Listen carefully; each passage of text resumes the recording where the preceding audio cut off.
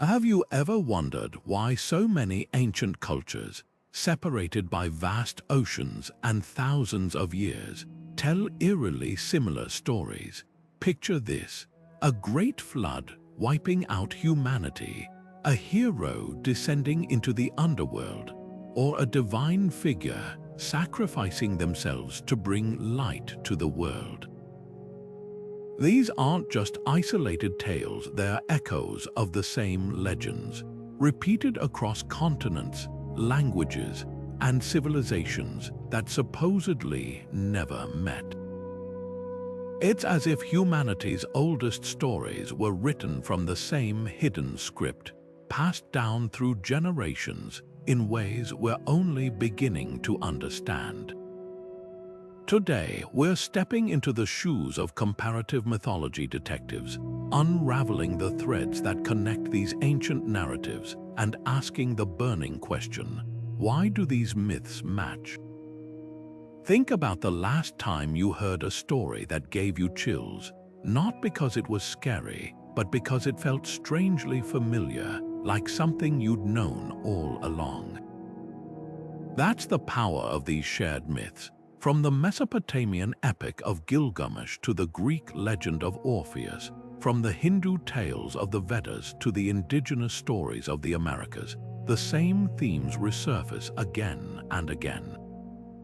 A hero's journey, a world-ending deluge, a trickster god causing chaos. These aren't random coincidences. They're clues pointing to something deeper about how humans understand the world, how we process fear, hope, and the mysteries of existence. And the most fascinating part, the more we dig, the more these parallels multiply, revealing a tapestry of human imagination woven across time and space. So how did these stories travel? Did they spread through ancient trade routes carried by merchants and travelers?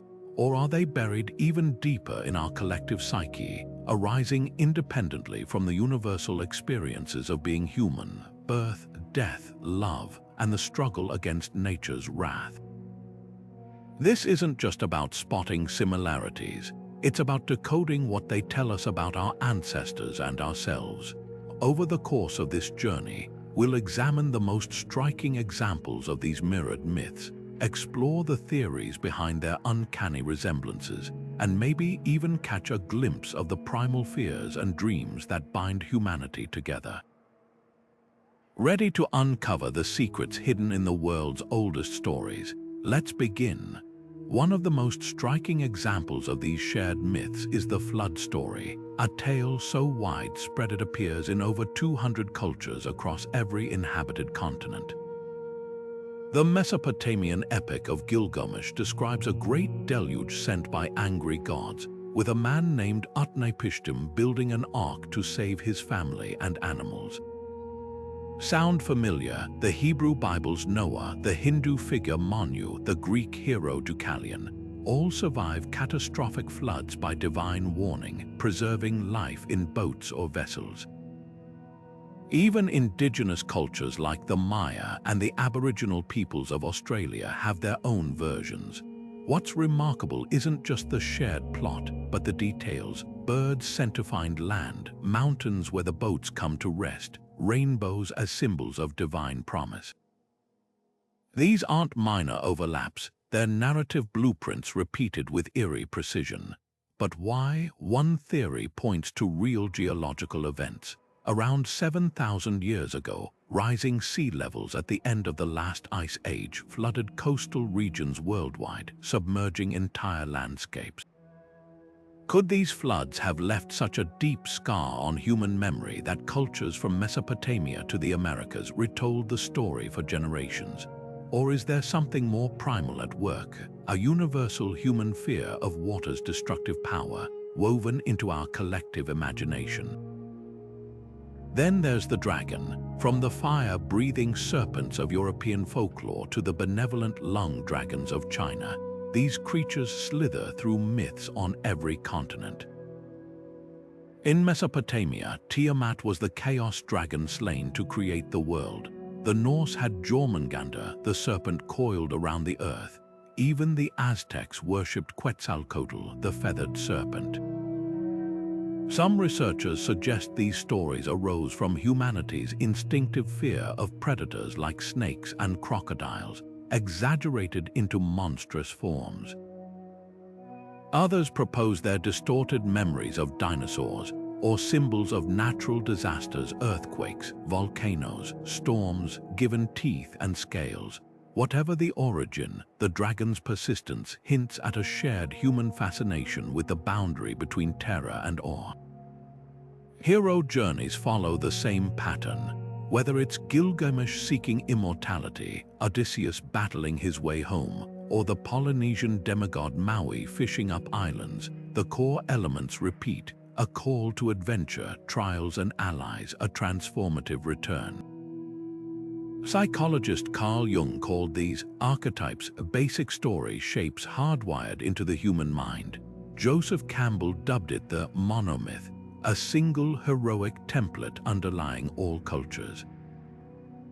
But is this universal story structure just a coincidence or proof that humans, no matter where or when we live, dream the same dreams and face the same fears? The most compelling part isn't just spotting these parallels, it's asking what they reveal about us. Myths might be humanity's first attempt to explain the unexplainable: why the sun rises, why we die, why floods come. When cultures separated by millennia and geography arrive at similar answers, it suggests something profound about how our minds work. We don't just tell stories, we're shaped by them, bound together by ancient narratives that still whisper to us today. What's astonishing about these flood myths isn't just their prevalence, it's how they mirror each other down to the smallest details. Take the story of Utnapishtim from the Epic of Gilgamesh, written over 4,000 years ago. The gods decide to wipe out humanity with a flood, but one deity secretly warns Utnapishtim to build a massive boat, stock it with animals, and survive the rising waters. Fast forward a few centuries, and the Hebrew Bible recounts almost the same scenario. Noah, divinely chosen, constructs an ark to weather the storm. Even the epilogue matches. Both heroes send out birds to find dry land, and both receive a covenant symbolized by a rainbow. But the parallels don't stop there. In ancient India, the sage Manu is warned by a fish avatar of the god Vishnu about an impending deluge. He builds a ship, ties it to the fish's horn, and rides out the flood. Over in Greece, Deucalion and his wife Pyrrha survive Zeus's wrath by floating in a chest for 9 days. And in the Americas, the Mayas' Popol Vuh describes a great flood sent by the gods to destroy an early, flawed version of humanity. Could these stories be distant memories of actual disasters? Some scientists point to the Black Sea deluge hypothesis, which suggests that around 5,600 years ago, rising Mediterranean waters burst through the Bosporus, flooding a vast freshwater lake and submerging entire settlements. For coastal communities, this would have been apocalyptic, a wall of water erasing everything in its path. Survivors would have carried the trauma inland, passing it down as legend. Similar catastrophic floods occurred elsewhere: the Persian Gulf's inundation around 8,000 years ago, or the megafloods that shaped the Pacific Northwest. But here's the catch: while these events were regional, flood myths appear in places like Australia and the Andes, far from these proposed disaster zones. That's where psychology enters the picture. Water is both life-giving and life-destroying, a force that nurtures crops but also drowns, erodes, and vanishes without warning. Perhaps flood myths aren't just records of specific events, but expressions of a deeper, almost primal human anxiety. After all, every agricultural society depends on rivers and rains. Their survival hangs in the balance between drought and deluge. The flood story becomes a metaphor for rebirth too, the idea that destruction clears the way for renewal, like the Nile's annual inundation fertilizing Egypt's fields.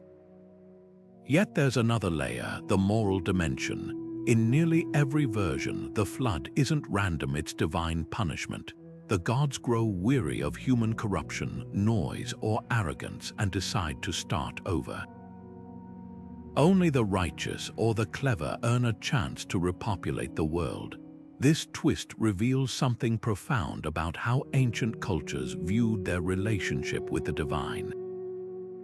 The flood isn't just a disaster, it's a reset button, a test of worthiness, and that idea of catastrophe as both judgment and opportunity still echoes in how we process modern disasters, from earthquakes to pandemics.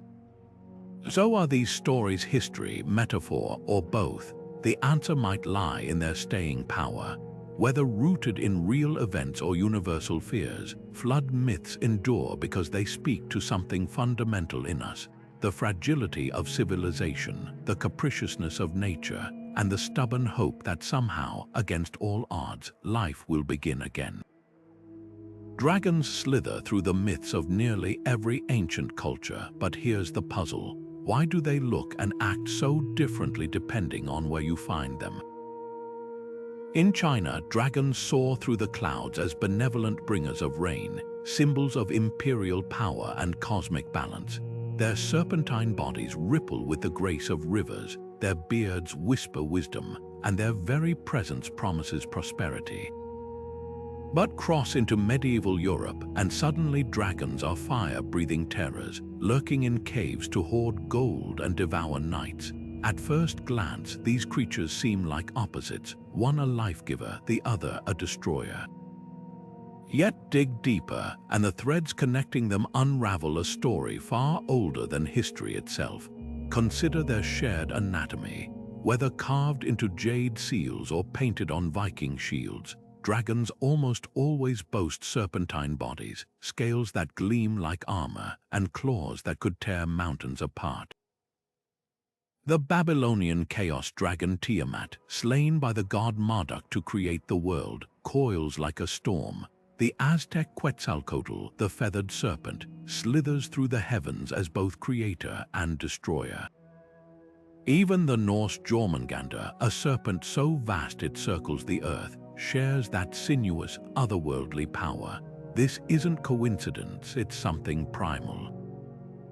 One theory points to dinosaur fossils. Ancient peoples stumbling upon the massive bones of long-dead creatures might have imagined them as the remains of living monsters. In China, fossilized dinosaur eggs were called dragon bones and ground into medicine. In Greece, the philosopher Plutarch described giant skeletons unearthed in Syria as proof of mythical beasts. Could these fragments of the prehistoric past have ignited the dragon myth across continents? It's a compelling idea, but it doesn't explain why Eastern and Western cultures spun such divergent tales from the same bones. The answer might lie in what dragons represent. In the East, where rivers like the Yangtze could nourish or devastate, dragons became symbols of water's dual nature: gentle rains and deadly floods. Emperors claimed descent from dragons to legitimize their rule, tying the creature to order and harmony. But in the West, where fire was both tool and terror, from the forges of blacksmiths to the destruction of wildfires, dragons embodied untamed danger. A medieval European dragon wasn't just a monster, it was greed incarnate, a mirror of the very kings who taxed their people into poverty. Yet beneath these differences, dragons share a deeper role. They're boundary crossers, creatures that defy the natural order. They fly without wings, speak without tongues, and wield power beyond human comprehension. Maybe that's why they haunt so many creation myths. From Tiamat's body forming the heavens and earth to the Chinese dragon's role in balancing yin and yang, these beings exist at the threshold between chaos and creation. They're the ultimate what if, a reminder that the world is stranger and wilder than we dare to believe. So are dragons fossils, symbols, or both? Perhaps they're something even older, a shadow in the human mind, left by our first ancestors who looked at a storm and saw something alive in the thunder. Whether worshipped or feared, dragons endure because they give shape to the forces that shape us: water, fire, and the unanswerable question of what lies beyond the edge of the map. What if I told you that every hero story you've ever loved, from ancient epics to blockbuster movies, follows the same hidden blueprint? It's called the hero's journey, and once you see it, you'll spot it everywhere. Scholar Joseph Campbell spent his life studying myths from every corner of the globe, and he discovered something astonishing. Whether it's a Greek demigod, a Hindu prince, or a farm boy from Tatooine, their adventures unfold in nearly identical stages. A call to adventure, a reluctant hero, a wise mentor, impossible trials, a transformative return. This isn't just coincidence, it's as if humanity has been telling the same story for thousands of years, dressing it up in different costumes but keeping the bones intact. Take Luke Skywalker. When George Lucas crafted Star Wars, he didn't just invent a space opera, he plugged into an ancient storytelling circuit. Like the Hindu hero Rama from the Ramayana, Luke starts as an ordinary youth in a backwater village. Both receive a cosmic call, Luke through R2-D2's hologram, Rama through his exile into the forest. Both meet supernatural mentors Obi-Wan Kenobi and the sage Vishwamitra, who reveal their hidden destinies. Both face trials that test their courage and morality. Luke resisting the dark side mirrors Rama battling the demon king Ravana, and both return transformed, not just as victors, but as wiser leaders who restore balance to their worlds. But here's what's fascinating. This pattern predates writing itself. The Mesopotamian epic of Gilgamesh, carved into clay tablets over 4,000 years ago, follows the same beats. Gilgamesh begins as a brash king, but after his beloved Enkidu dies, he embarks on a quest for immortality. Along the way, he meets Utnapishtim, a Noah-like figure who becomes his mentor. His journey through darkness, literal and metaphorical, echoes Luke's descent into the Death Star, or Rama's passage through the demon-haunted wilderness. By the end, Gilgamesh doesn't gain eternal life, but he gains something deeper, the wisdom to rule with compassion. Why does this template resonate across millennia? Campbell argued it mirrors our own psychological growth. The call to adventure is adolescence, the push to leave childhood safety. The mentor represents teachers or parents who guide us. The trials, life's inevitable struggles from heartbreak to career crises. And the return is adulthood, where we integrate those lessons into who we become. Indigenous cultures understood this intuitively. The Navajo hero twins, born of the sun and water, journey to slay monsters plaguing their people, a metaphor for overcoming inner demons. Their story wasn't just entertainment, it was a map for young warriors navigating life's chaos. Even when cultures had no contact, their hero myths converged. The Maya Popol-Vuh's hero twins descend into the underworld to outwit death gods, much like the Greek Orpheus or the Sumerian Inanna. The Yoruba people of West Africa tell of Shango, the thunder god who falls from grace and redeems himself through exile, an arc mirrored in Norse sagas of Thor's struggles. These parallels suggest something profound. Hero stories aren't just tales, they're hardwired into how humans process challenge, change, and the terrifying, exhilarating process of growing up. So the next time you watch a hero hesitate at the threshold of adventure, remember, that moment has played out in 1,000 variations, from campfires to cinemas. Whether it's Buddha leaving his palace, Odysseus sailing past sirens, or Katniss volunteering as tribute, the journey remains the same, because every culture in its own way has whispered the same truth. To become who you're meant to be, you must first get lost. Creation myths don't just tell us where the world came from, they reveal how ancient cultures grappled with the same overwhelming questions. How does something come from nothing? What holds the cosmos together? And where do we fit in that vast, unfathomable design? It's no surprise, then, that so many civilizations separated by oceans and centuries landed on eerily similar answers: cosmic eggs and world trees. Picture this: in Hindu scriptures, the Rigveda describes the universe as Hiranyagarbha, a golden egg floating in the void, its shell cracking open to release creation itself. Now jump across the globe to ancient Finland, where the Kalevala sings of the world emerging from the fragments of a duck's egg laid on the knee of the air goddess Ilmater. Or to China, where the cosmic egg's yolk became the earth, its white the heavens. Even in Polynesia, the god Tangaloa molds the world from the pieces of a bursting egg. How is it possible that cultures who never met all saw existence as something waiting to hatch? The answer might lie in the egg's perfect symbolism. It's self-contained, yet full of potential, a tiny, fragile thing that somehow holds the blueprint for life.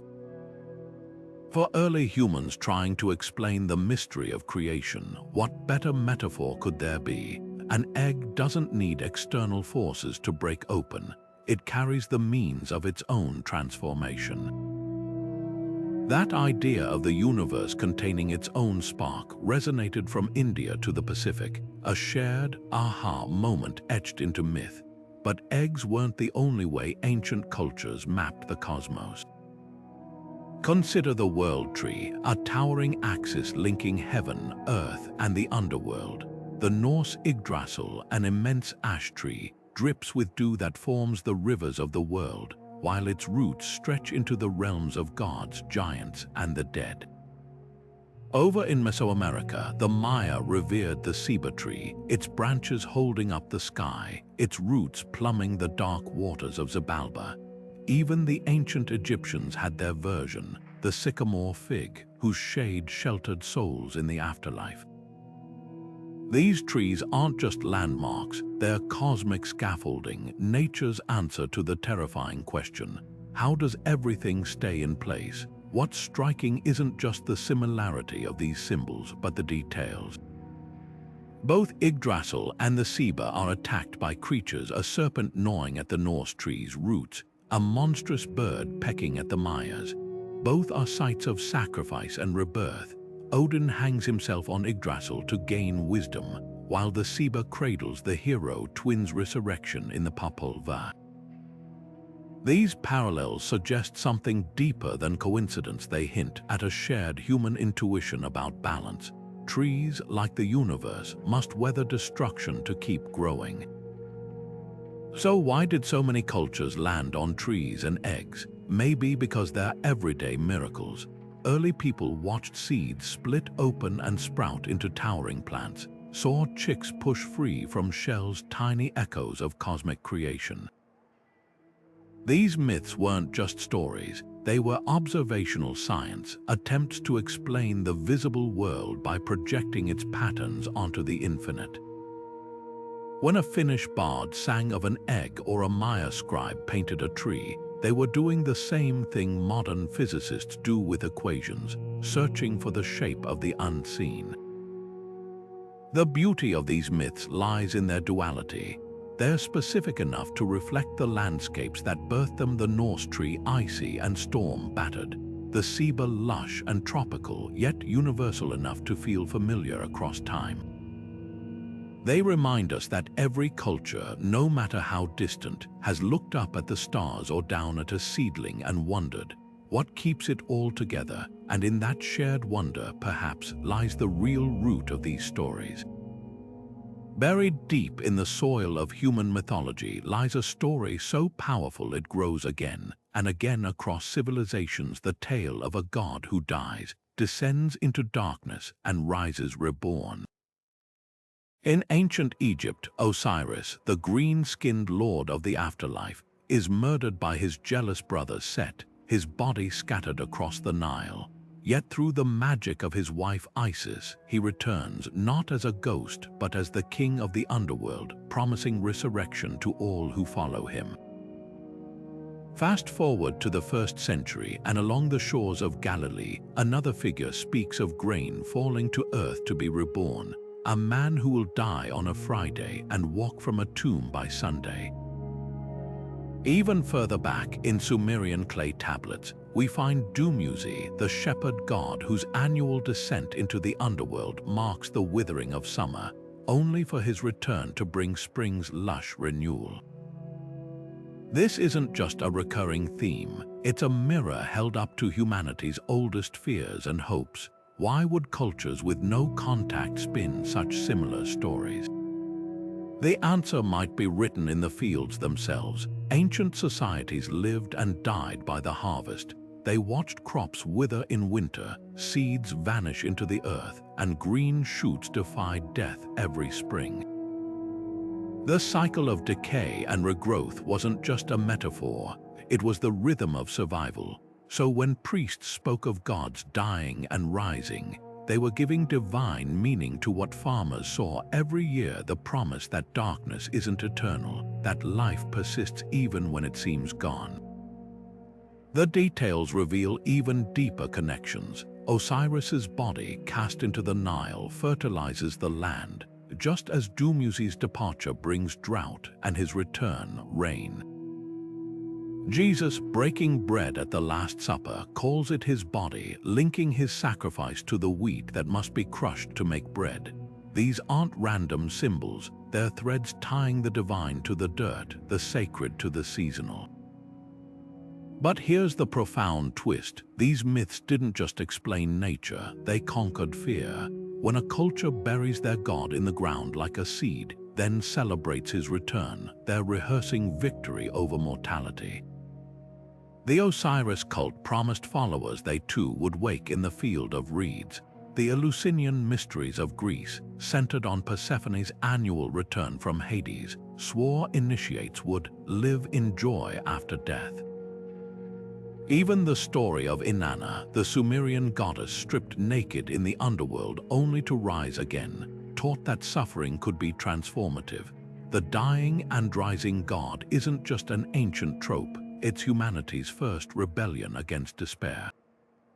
These stories whispered a radical idea, that endings aren't final, that love and loyalty, like Isis gathering Osiris's fragments, can piece life back together. Whether carved into pyramid walls or sung in Easter hymns, the message echoes. The dark is just a doorway, and that perhaps is why this myth outlasted empires. It's not about gods, it's about us and our refusal to believe the light won't return. Long before Netflix or bedtime stories, humanity had the night sky, a glittering canvas where ancient cultures painted their greatest myths. Look up at Orion, that familiar hunter with his belt of 3 bright stars, and you're seeing the same figure the Greeks imagined, a giant striding across the heavens, forever chasing the Pleiades. But halfway across the world, Aboriginal Australians gazed at those same stars and saw something entirely different, not a hunter, but the silhouette of an emu stretching across the Milky Way. Meanwhile, Mesopotamian astronomers etched the constellation into clay tablets as part of the MUL, a pin, a celestial map linking stars to gods and omens. How could cultures separated by oceans and millennia look at the same pinpricks of light and weave such different, yet equally vivid, tales? Take the Pleiades, that tight cluster of stars often called the Seven Sisters. In Greek mythology, their nymphs fleeing Orion's relentless pursuit turned into stars to escape him, but crossed the Pacific to the Cherokee, and the Pleiades become 6 boys who danced so high they ascended to the sky, leaving a 7th behind in grief. In Japan, their Subaru, a name now emblazoned on car hoods symbolizing unity, as the stars were said to be goddesses who refused to be parted. Even the Maori of New Zealand tell of the Pleiades as Matariki, a celestial mother whose rising marks the new year and signals time to plant crops. The details vary wildly, but the impulse is identical: to transform cold, distant stars into characters with loves, losses, and lessons. What's fascinating isn't just the diversity of these stories, it's the hints of shared knowledge buried in them. Many indigenous Australian groups use the emu constellation's position to track egg-laying season, just as the Maori timed harvests by Matariki's appearance. The ancient Babylonians, meanwhile, recorded the Pleiades' movements to predict floods. Could these practical observations have traveled along trade routes carried by early explorers? Or is it simpler that humans, wherever they are, naturally tie the stars to the rhythms of survival? Then there's the eerie overlap in symbolism. The Dogon people of Mali, who'd never met Greeks or Mesopotamians, also saw Orion as a hunter, but with a twist. Their version, Namo, was a fish-like being who brought civilization from the stars, a story that mirrors Mesopotamia's own, another star-born teacher. Coincidence, maybe, but when you notice how often star myths involve beings descending with knowledge, whether it's Namo, Quetzalcoatl, or Prometheus, it starts to feel like humanity collectively dreamed the same cosmic mentors. Perhaps the most poignant thread is how these star stories anchor people to place. For the Inuit, the Pleiades are a pack of dogs tethered to the sky, their leash the constellation Taurus, keeping them from running wild. For the Navajo, they're the seeds of creation scattered by the black god to light the world. These aren't just tales, they're maps of belonging, ways to say, this is where we are in the universe. And that's the real magic. The sky was never just a spectacle. It was a mirror reflecting back the fears, hopes, and ingenuity of every culture that dared to look up and imagine. So the next time you glance at Orion, remember, you're not just seeing stars, you're seeing 1,000 whispered stories, each one a testament to the human need to find meaning in the dark. Whether it's an emu, a hunter, or a fish god, these constellations are more than myths, they're the fingerprints of civilizations reaching for the same impossible question: what else is out there? And in that shared wonder across time and space, we're all stargazers. Every culture has that one figure who thrives on chaos, the clever, mischievous shapeshifter who upends order, breaks rules, and leaves everyone questioning their assumptions. In Norse sagas, it's Loki, the flame-haired trickster who engineers both the gods' greatest triumphs and their doom. Over in West Africa, Anansi the spider spins webs of deceit, outwitting foes twice his size with nothing but wit. And across the plains of North America, Coyote trots through indigenous stories, sometimes a hero, sometimes a fool, but always a disruptor. These aren't just troublemakers, they're essential. Because without the trickster, there's no growth, no challenge, no way to shake a society awake. Take Loki. He's not just the villain of Norse myth, he's the spark that forces the gods to adapt. When he cuts off Thor's wife Sif's golden hair, it sets off a chain reaction, the creation of Thor's hammer, the binding of the wolf Fenrir, even the final battle of Ragnarok.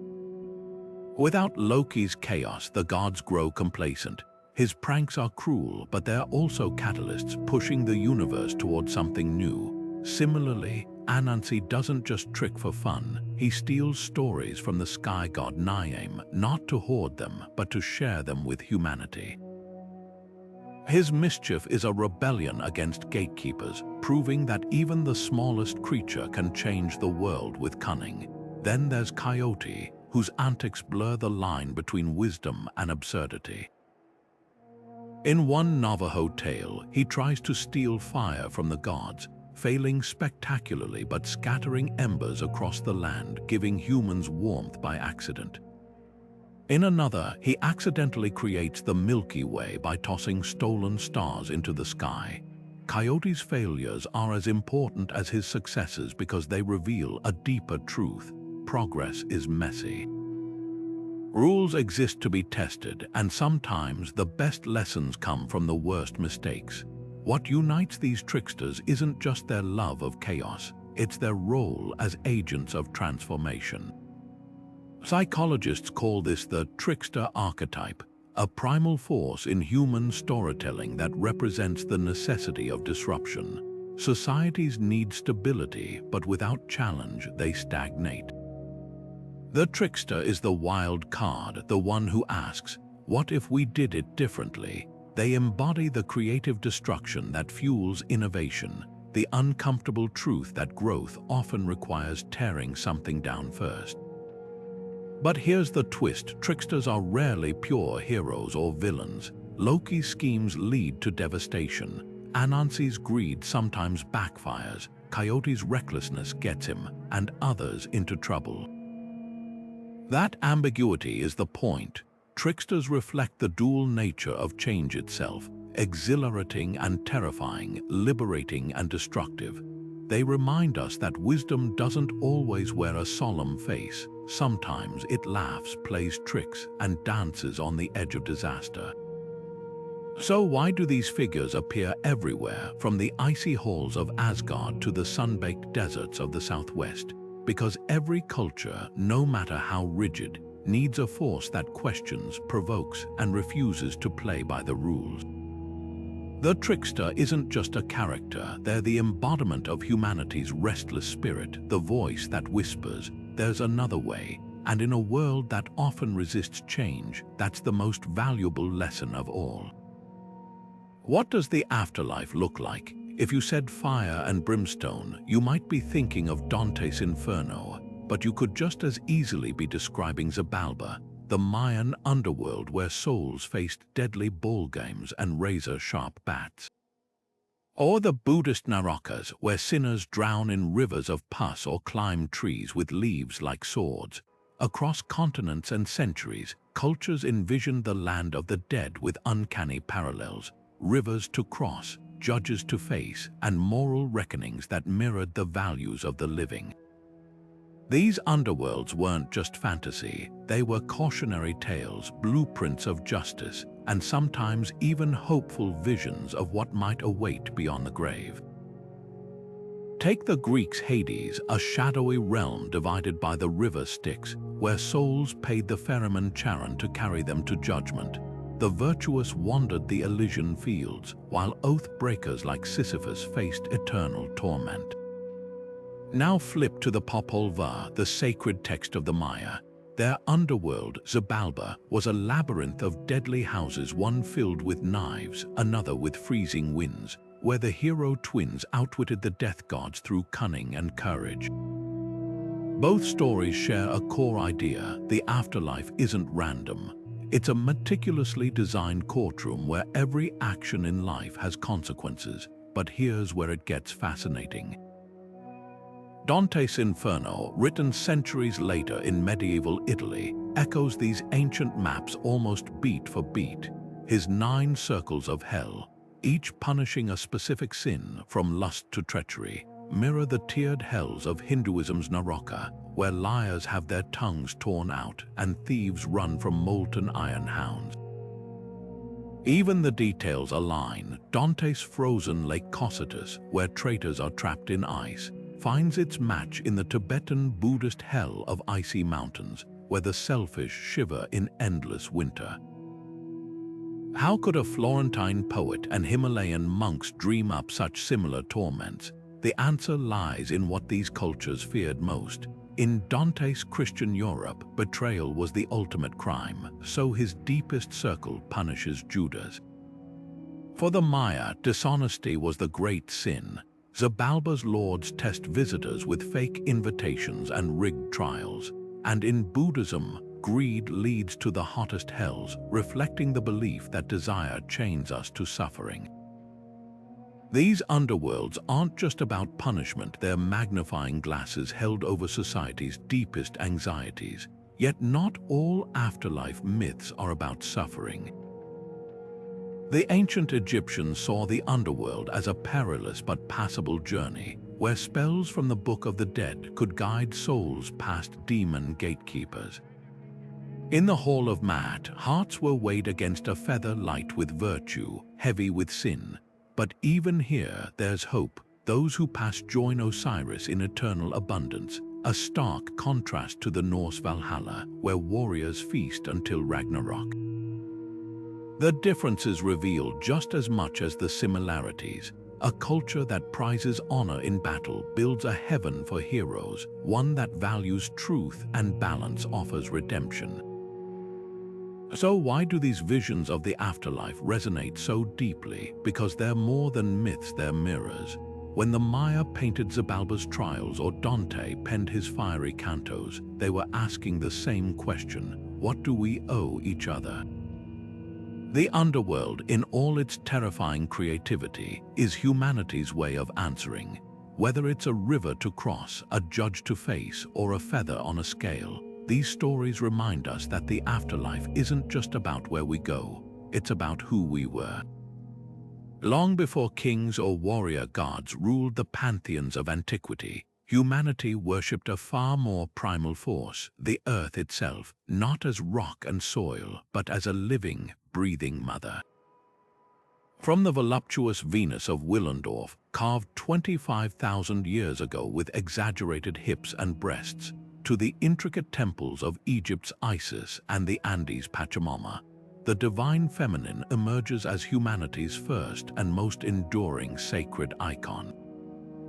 These weren't just symbols of fertility, they were reflections of a fundamental truth ancient people understood instinctively. Life begins in the dark, nourished by something greater than ourselves. Consider Gaia, the Greek personification of the earth, who birthed the mountains, the seas, and even the sky itself from her own body.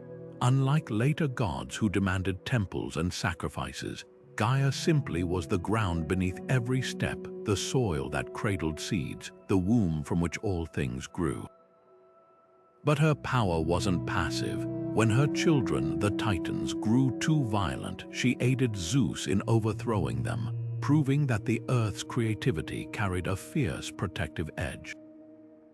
This duality, nurturer and destroyer, echoes in Hindu depictions of Devi, the great goddess who nurses the world with one hand while wielding a sword in the other.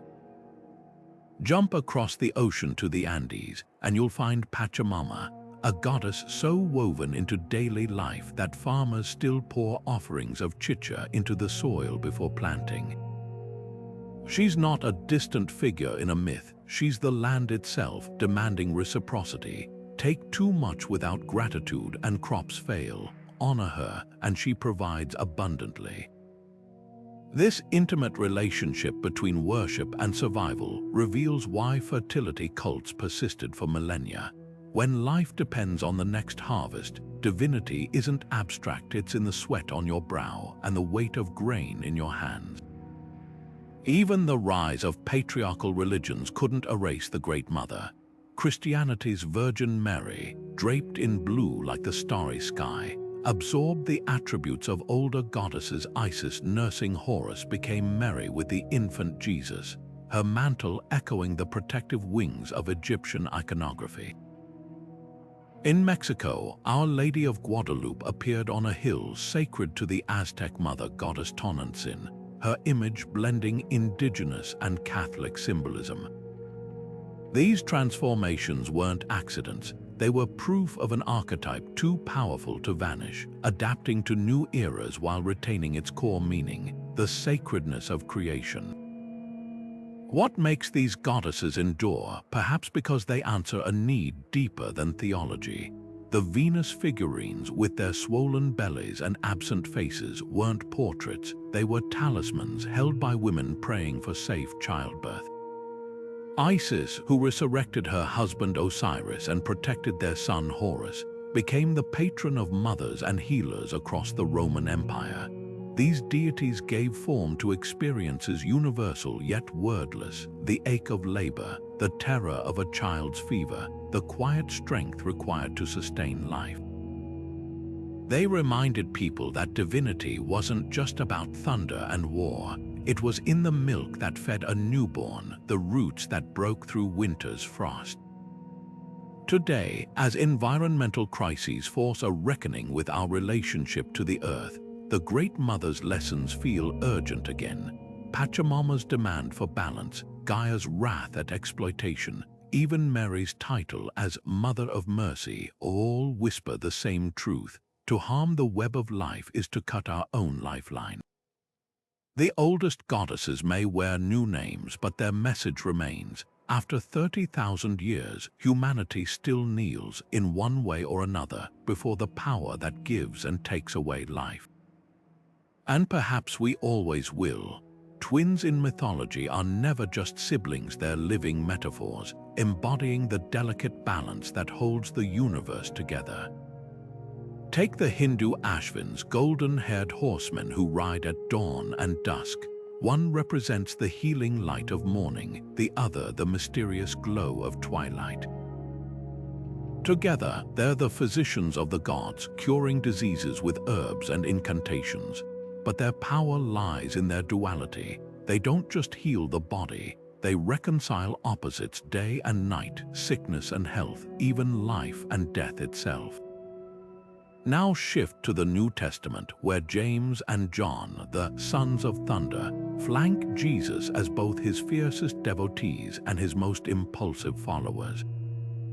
One becomes the first apostle martyred, the other lives to write revelations of the end times. They're two sides of faith, action and contemplation, sacrifice and vision, bound by a single purpose. This pattern repeats halfway across the world in the Mayan Popol Vuh, where the hero twins Hunahpu and Xbalanque descend into Xibalba, the underworld, to avenge their father. One twin is a master hunter, the other a cunning strategist. One dies and is reborn, the other tricks the death gods into their own demise. Their story isn't just about victory, it's about interdependence. Neither could succeed alone, like the Ashvins balancing light and dark, or James and John embodying zeal and wisdom. The hero twins prove that creation requires both chaos and order, destruction and renewal. Why do twins haunt our myths? Because duality is written into the fabric of existence. Day needs night, growth requires decay. Even the atoms spinning in your body are built from positive and negative charges. Ancient cultures, observing this universal dance, encoded it into their stories. In Mesopotamia, the twins Lugal era and Meslamta-E guarded doorways, thresholds between realms. In West Africa, the Fon people worshipped Mawu and Lisa, moon and sun goddesses who governed coolness and heat, patience and action. These pairings aren't opposites locked in struggle. They're partners in a cosmic rhythm, each giving meaning to the other. But here's the twist. Mythological twins often blur the line between rivalry and harmony. Romulus and Remus, founders of Rome, share a womb but feud over walls. The Norse Freya and Freyja, god of fertility and goddess of love, wield complementary magic yet seldom interact. This tension reflects a hard truth: balance isn't peace. It's the constant, dynamic adjustment between forces that could tear the world apart if one dominated. Twin myths remind us that harmony isn't the absence of conflict, it's the art of holding contradictions together. So the next time you see the sun chase the moon across the sky, remember, you're witnessing the oldest twin story of all. And somewhere, in the space between their light, the Ashvins are mixing medicine, the hero twins are outwitting death gods, and James and John are still wrestling with the cost of devotion. Because in the end, myths tell us, wholeness isn't about choosing sides, it's about learning to ride the tension between them. Numbers whisper secrets across cultures, repeating like a forgotten melody we somehow remember. Take the number 3, not just a digit but a cosmic rhythm echoing through time. The Norse had their 3 Norns weaving fate at the base of Yggdrasil. The Celts worshipped the triple goddess maiden, Mother, Crone. Even the Christian Holy Trinity mirrors Hinduism's Trimurti: Brahma the creator, Vishnu the preserver, Shiva the destroyer. This isn't coincidence, it's pattern recognition on a planetary scale. 3 stages of life, 3 phases of the moon, 3 dimensions we move through. Ancient minds saw trios everywhere, encoding them into myths as fundamental as breath. Then there's 7, a number that hums with mystical energy. In Babylon, 7 celestial bodies wandered the sky, giving us the days of the week. The Jewish menorah burned with 7 branches, illuminating divine wisdom. Chinese alchemy spoke of 7 emotions, while Islamic tradition describes 7 heavens. Even our bodies obey this rhythm: 7 cervical vertebrae, 7 notes in a musical scale, 7 colors refracting through a prism. Pythagoras called 7 the virgin number, incapable of being divided by anything but itself, a symbol of purity and completion. From the 7 sages of Greece to the 7 sister stars, this digit threads through human consciousness like a golden wire, binding the mundane to the sacred. But 12, that's where the universe shows its blueprint. The Sumerians divided the sky into 12 zodiac signs, a system later adopted by Babylonians, Greeks, and beyond.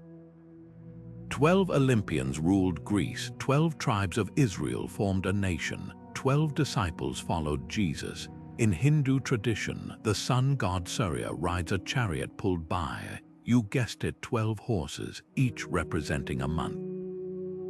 Even our modern clocks tick in 12-hour cycles. Why this obsession? Look to the heavens. 12 lunar cycles complete a year. 12 constellations mark the sun's path.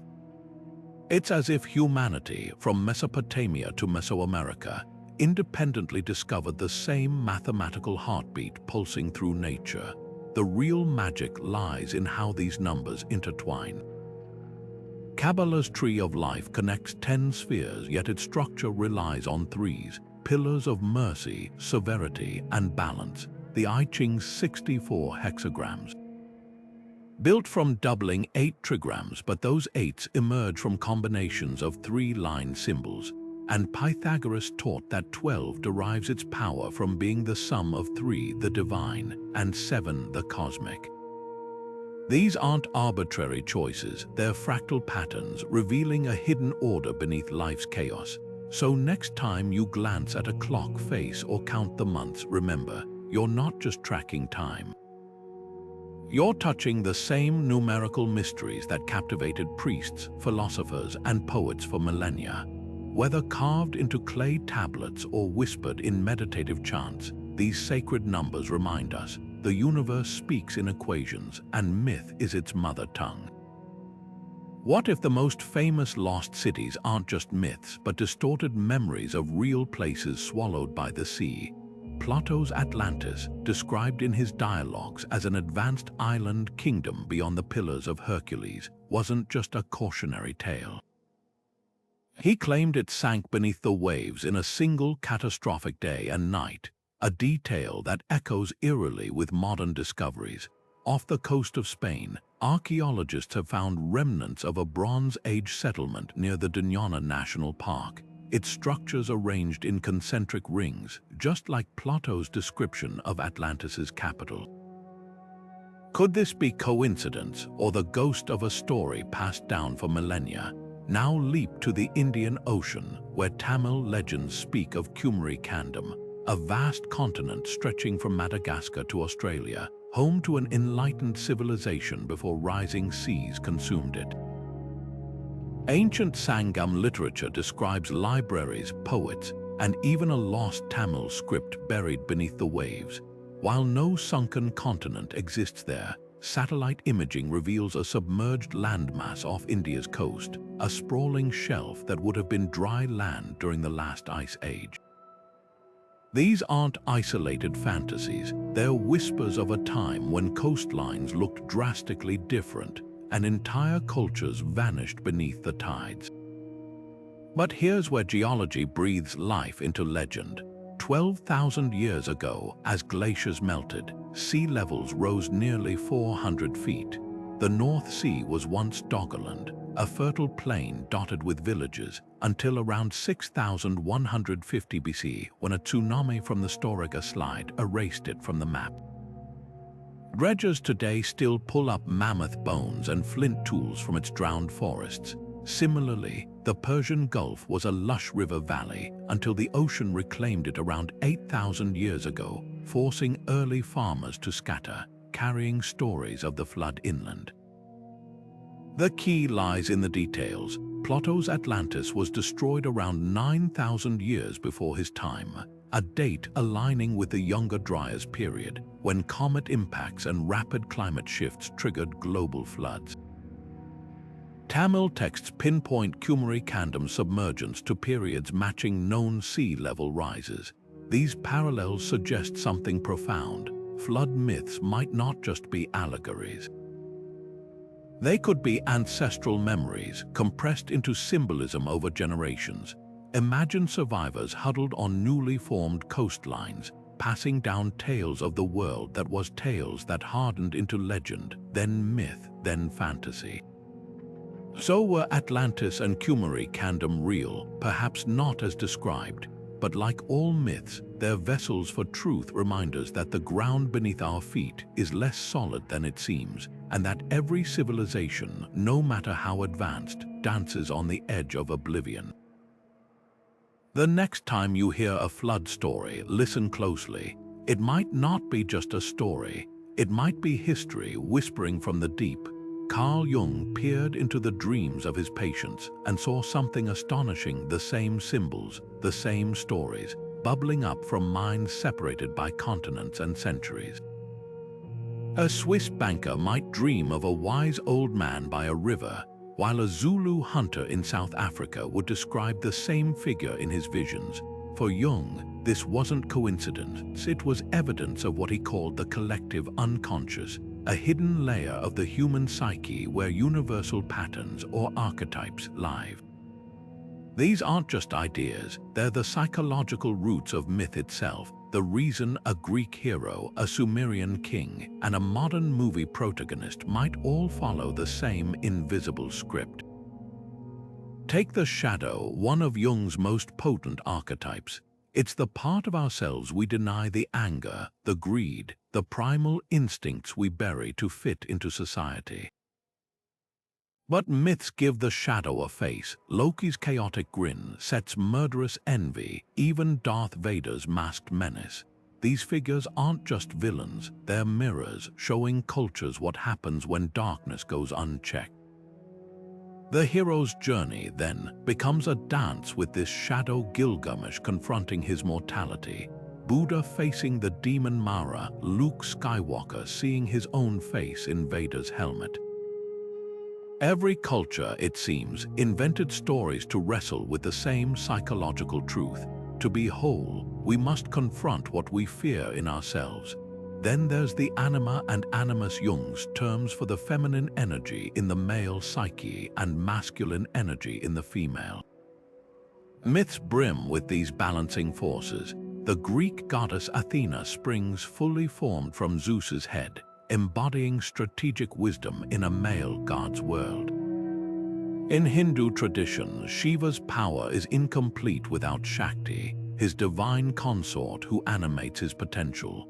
Even the Arthurian legend of the Lady of the Lake, who gives Excalibur to King Arthur, reflects this archetype, the feminine as a source of transformative power. These stories aren't just about gender, they're blueprints for psychological integration, teaching that wholeness requires embracing all parts of the self.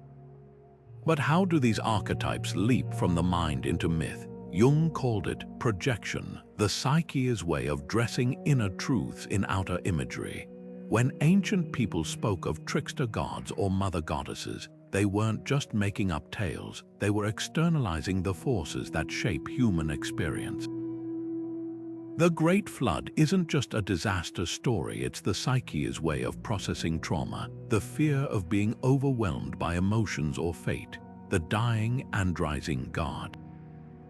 A symbol of the ego's necessary collapses and rebirths on the path to maturity. Myths, in this light, become society's dreams, collective expressions of private struggles.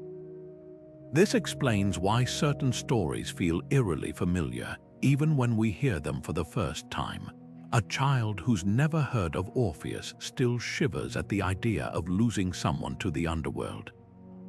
A modern reader instinctively understands Gilgamesh's grief for Enkidu, though the epic was written 4,000 years ago. These narratives resonate because they're not just stories, they're coded messages from the deeper layers of the mind, written in symbols that transcend language and time.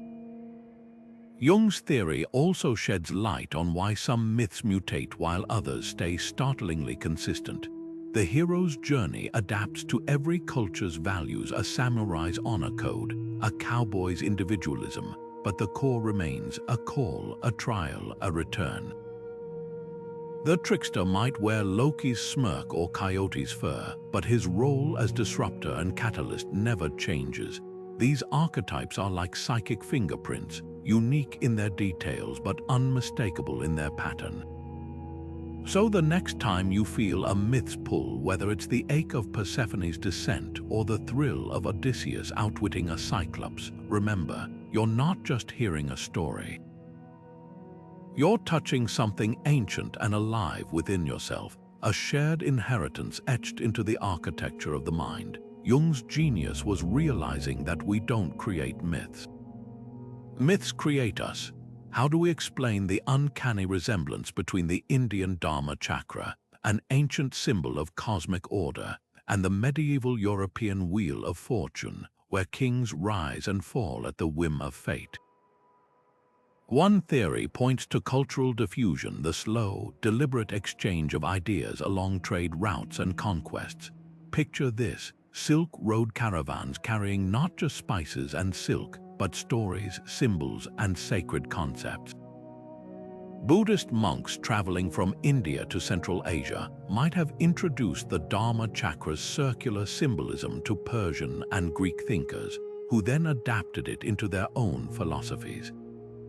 By the time it reached medieval Europe, the wheel had transformed into a moral allegory, but the core idea remained a spinning circle representing life's unpredictability and the cycles of destiny. But here's where it gets complicated. The Wheel of Fortune appears in the writings of the Roman philosopher Boethius centuries before substantial contact between Europe and India.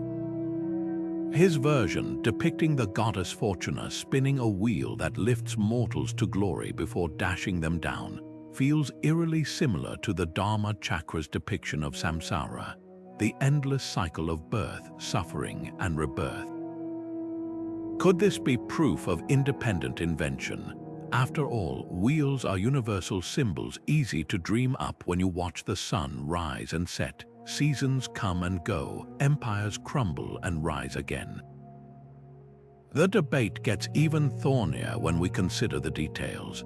Both wheels feature spokes, usually 8 in the Dharma chakra, symbolizing the noble eightfold path, while medieval European wheels often had 4, representing the fickle turns of fate. Both are frequently depicted with figures clinging to the rim, either ascending in triumph or plunging into despair. The visual parallels are too striking to dismiss as pure coincidence, yet too distinct to prove direct borrowing. Some scholars argue for a middle ground, what's called convergent cultural evolution.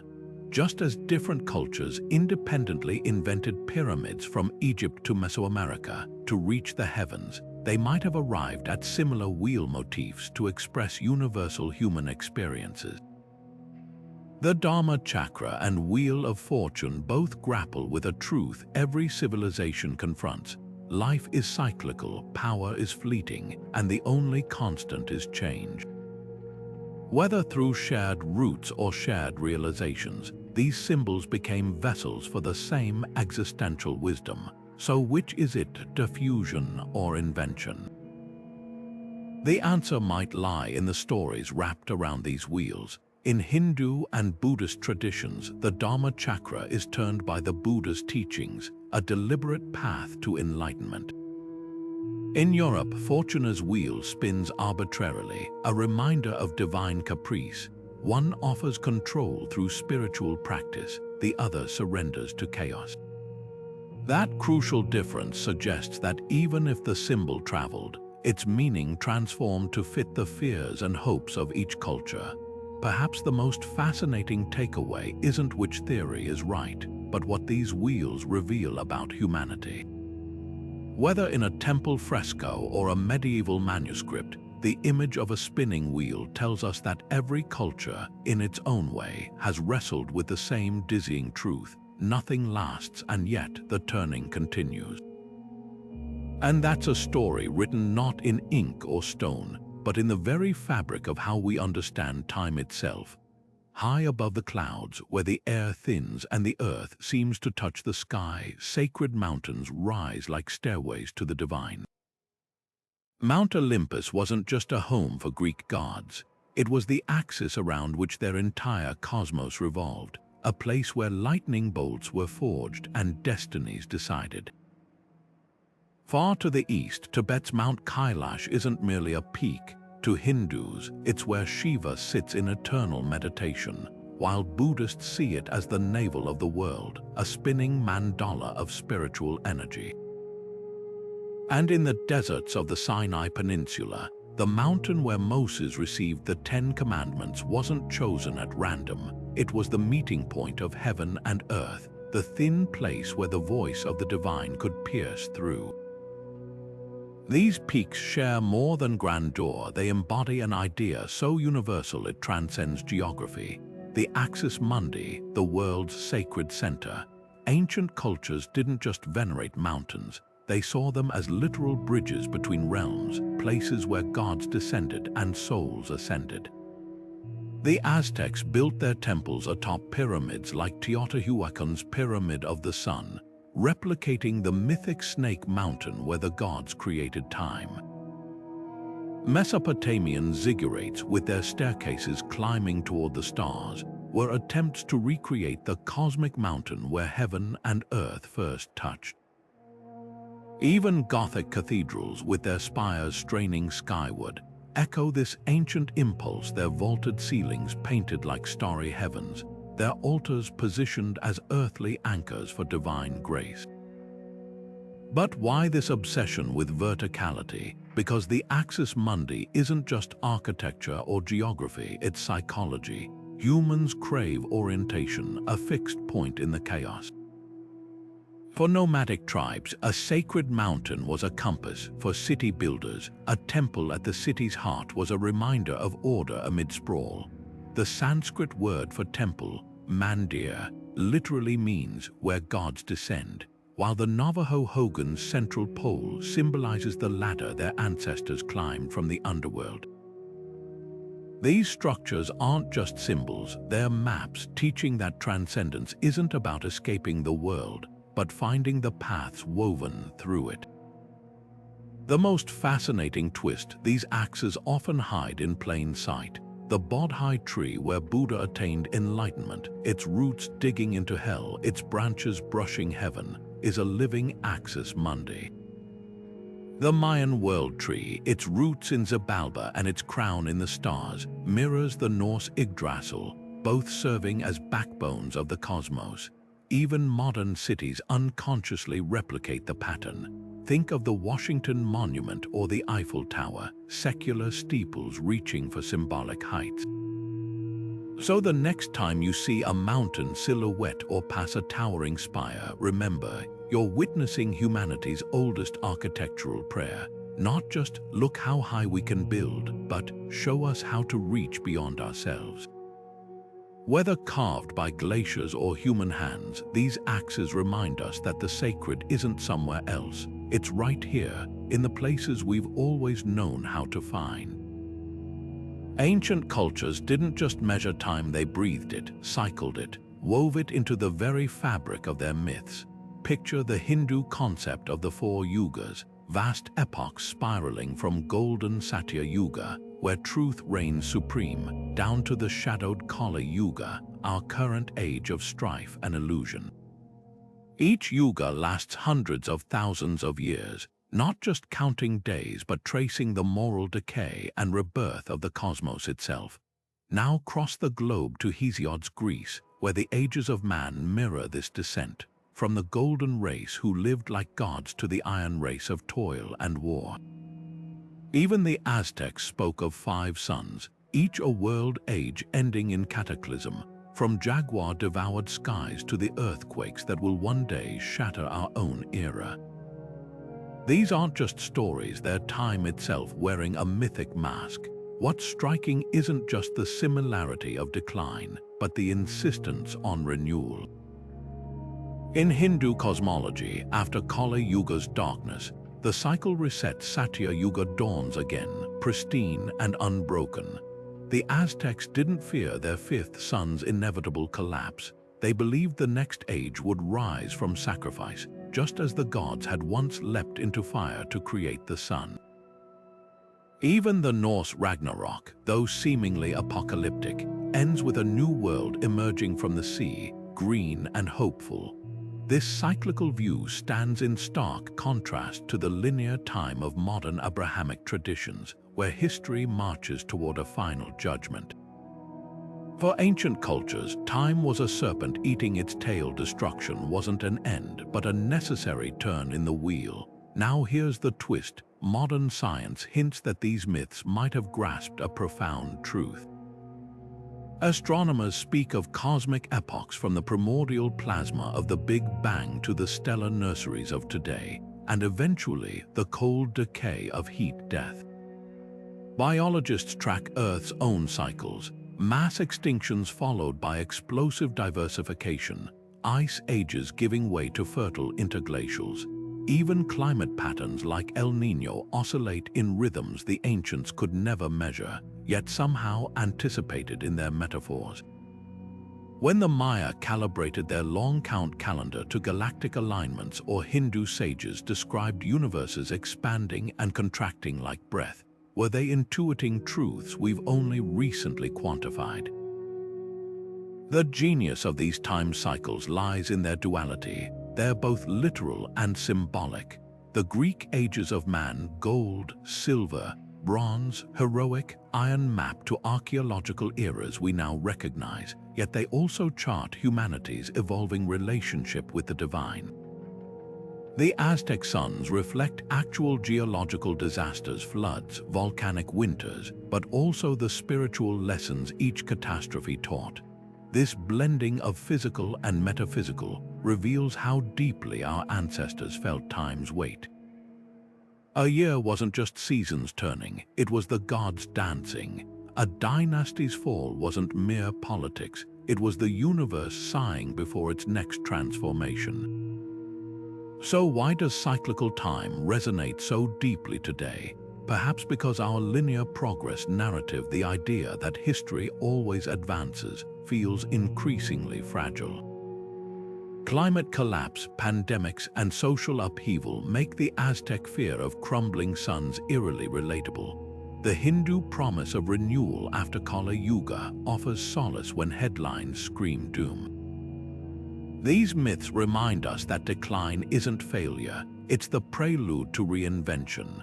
When modern physicists speculate about multiverses or cosmic rebirth, they're not so far from the rishis who dreamed of Brahman's exhalations spinning out new worlds. Time's circle never really broke, we just forgot how to see the curve. A crow perches on a branch in a Haida carving, its beady eyes gleaming with mischief. Halfway across the world, an identical bird pecks at fruit in a Sumerian seal, while in Egypt, the god Thoth scribbles divine wisdom with the head of an ibis. From the earliest cave paintings to modern children's fables, humans have dressed animals in meaning not just as prey or predators, but as mirrors, teachers, even gods. Why does the fox play trickster in Aesop's tales, yet symbolize loyalty in Japan? How did the serpent become both Satan's disguise in Eden and the healer's emblem on Asclepius's staff? The answer lies in a truth ancient cultures understood instinctively. Animals don't just share our world, they map its mysteries. Take the serpent coiled in contradictions. In the Bible, it's the tempter offering forbidden knowledge at the cost of paradise.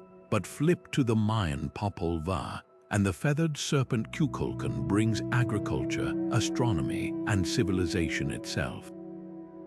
Hindu yoga is revere Kundalini, a serpent goddess coiled at the base of the spine whose awakening brings enlightenment. Even modern medicine clings to the symbol, a snake twining around a rod, inherited from Greek myths where Asclepius learned healing by watching one revive its mate with herbs. This duality, feared yet revered, reflects humanity's tangled relationship with wisdom itself. Knowledge can save or corrupt, lift us to divine understanding or drag us into chaos. The serpent, shedding its skin yet remaining itself, embodies transformation's peril and promise. Birds, though, speak a different symbolic language. In Egyptian tombs, the Ba, human-headed bird, represents the soul's flight after death. Norse ravens Hugin and Munin, thought and memory, whisper secrets to Odin, while Celtic myths tell of Rhiannon's birds who can wake the dead or lull the living to sleep. Even today, the dove carries olive branches in one talon and peace treaties in the other. Their gift is perspective literally and metaphorically. To earth-bound humans, birds were the only creatures who could touch the heavens and return, making them natural messengers between realms. A swallow's migration mirrored the soul's journey. An eagle's dive became lightning made flesh. But the most profound animal guides blur the line between species entirely. Native American traditions speak of spirit animals, not just wolves or bears, but hybrid beings like the thunderbird, part eagle, part storm cloud. The Inuit Sedna rules the sea with the body of a woman and the tail of a whale, while Hindu Ganesha wears an elephant's head on a human form. These aren't random mashups, they're deliberate collisions of traits, creating beings who defy nature's boundaries to embody higher truths. A trickster coyote teaches through folly, a wise owl sees what others miss. By grafting animal instincts onto human dilemmas, myths give us a way to navigate life's chaos without drowning in it. So why do these symbols persist? Because animals, in their silence, show us what we've forgotten. A spider weaving its web becomes Anansi spinning tales. A salmon swimming upstream turns into the Celtic hero Fionn, gaining wisdom from the salmon of knowledge. They remind us that intelligence wears many faces, that survival might look like a tortoise's patience or a cheetah's speed, that love can mimic swans or wolves. In the end, animal guides aren't just characters in stories. They're the oldest mirrors we have, reflecting back the wild, wise, untamed parts of ourselves we're still learning to name.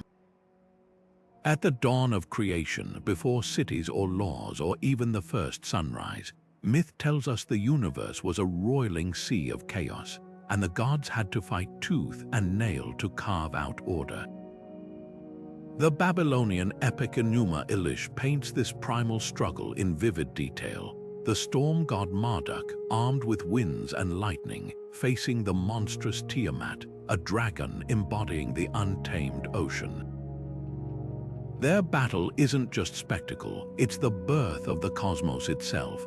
When Marduk finally splits Tiamat's body, her ribs become the vault of heaven, her tears the Tigris and Euphrates.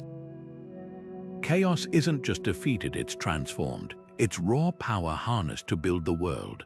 Now leap north to the frostbitten myths of the Norse, where Thor, the thunder-wielding protector, squares off against Jörmungandr, the serpent so vast it encircles the earth.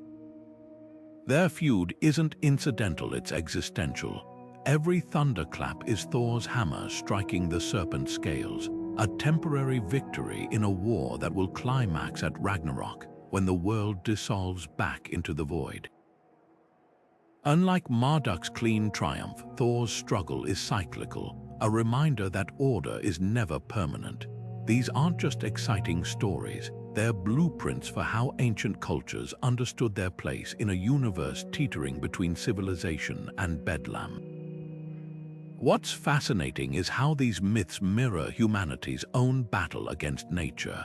Early farmers praying for rain weren't just reciting poetry, they were invoking Marduk's victory over the floods, Thor's defiance of the storms. Every plowed field, every dammed river was a tiny reenactment of the gods' cosmic ordering. But myths also carry a warning: push too hard against chaos and it pushes back. The Greek story of Prometheus, who stole fire from the gods to give to humans, ends with him chained to a rock, his liver eaten daily by an eagle. Progress has a price, and the gods or nature demand balance. Fast forward to today, and these ancient conflicts haven't vanished, they've just swapped furs and hammers for capes and code names. Superman isn't just a strongman, he's a modern Marduk, his battles against villains like Doomsday or Darkseid echoing the struggle to maintain order against entropy. The Avengers' Thanos snapping half the universe to dust is Tiamat in a spacesuit, chaos wearing a smirk. Even Batman's Gotham, perpetually on the brink of anarchy, reflects the Norse fear of Ragnarok, that one misstep could undo everything. But here's the twist: modern chaos monsters aren't just external threats, they're internal. Spider-Man's Green Goblin isn't just a madman, he's Peter Parker's own unchecked rage and guilt given form. The X-Men's Magneto, for all his villainy, forces us to ask, what if order is just oppression in disguise? These stories inherit the moral complexity of their mythic ancestors, where order and chaos aren't simple opposites, but forces locked in a dance neither can win alone. So why do these battles resonate across millennia? Because they're not really about gods or monsters.